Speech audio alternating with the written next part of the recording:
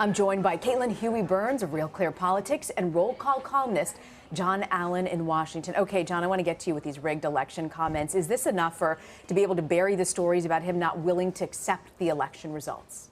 I don't think so. This is a scripted speech that he's giving the day after he had an opportunity in a debate where millions of people were watching to back away from the idea that the election is rigged before it even happens. Martin O'Malley, the former governor of Maryland who ran briefly for president this time around, just called him a stratospheric putz in reaction to those comments. So I don't think this is going away. Democrats are going to push the case. And look, he said he'll accept the results if he wins. It's conditional on that. Right. And, you know, early voting has started in 22 states. More than 2 million votes have already been cast.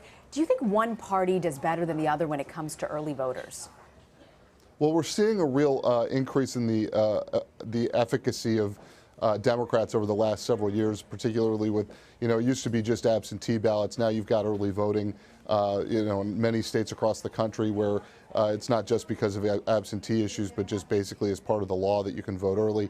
And we're seeing Democrats make huge strides in that. And I think, over the course of time, you'll probably see some balance.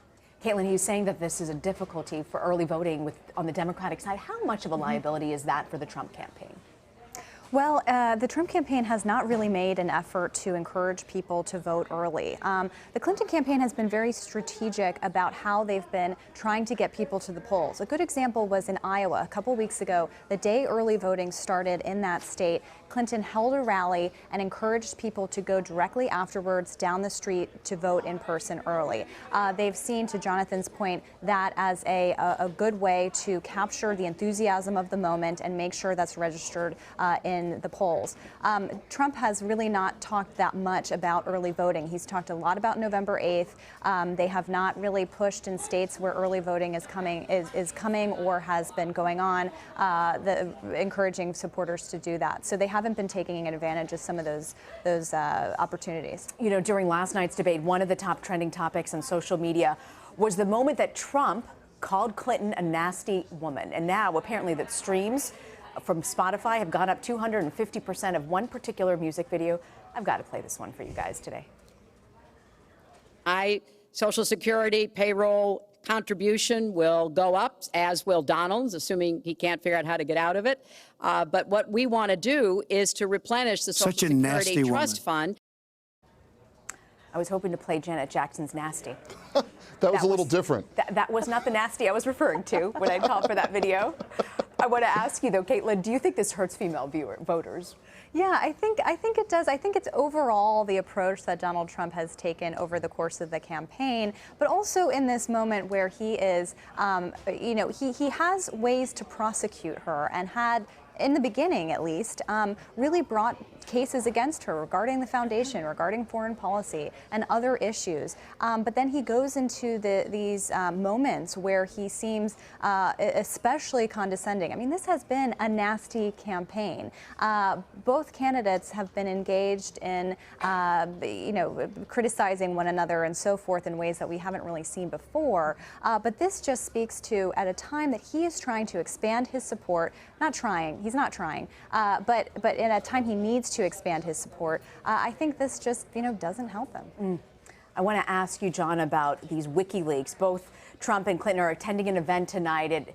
It's here with the Archbishop of New York. Cardinal Tim Dolan will be there. And he's called on Clinton to apologize after hacked emails WikiLeaks showed her campaign issuing pretty much insulting remarks about Catholics. How do you see that playing out tonight? I think it behooves Hillary Clinton to apologize for that. I think in most of the emails, at least the ones I've seen, you're talking about members of her campaign who are Catholic, and it looks like they're arguing basically that Republicans who are Catholic don't really believe it. I think that's certainly offensive to those who do believe, and I imagine that's the vast majority, if not the entirety, of Republican Catholics who subscribe to the faith. So, I think it's something that's offensive. It shouldn't have come out. The Russians shouldn't be hacking into us. WikiLeaks shouldn't be publishing private emails. All that said, it's out there now, and I think it's incumbent on Hillary Clinton to make clear that she doesn't condone that kind of talk about people's religious faith. Caitlin, I'm curious about the evangelical vote as well. When you look into religious groups, where is that turning? Have we seen any shift throughout this election cycle? It's such an interesting question because throughout the past couple of weeks, when Donald Trump has made several stumbles, when the accusations continue to pile up against him involving sexual harassment claims, evangelical leaders have stood by him. And there are a couple different reasons why. And we saw a glimpse of that in the debate last night. One was when he talked about the Supreme Court. That is pretty much one of the only things binding conservatives who are with him to him at this point. And the other is the idea, abortion was brought up in the debate last night. And you can talk about the differences between the two candidates and the differences of where Donald Trump is now to where he has been in the past. But that is also something that conservative evangelicals believe that they see potential in his campaign, and that's why they're sticking by him. We see what a force they were for George W. Bush in that campaign year.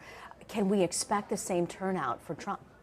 I think that's a great question. We've seen the support in the polling, but we haven't. They've also been kind of slow to come around. I remember covering a big evangelical meeting here in New York a few months ago when Trump was trying to get the support of the big leaders, and they had not at that point been ready to endorse him. Now, many of them have, but it's not the same kind of enthusiasm that we've seen for other candidates. And so that really matters in terms of getting out the vote on the ground.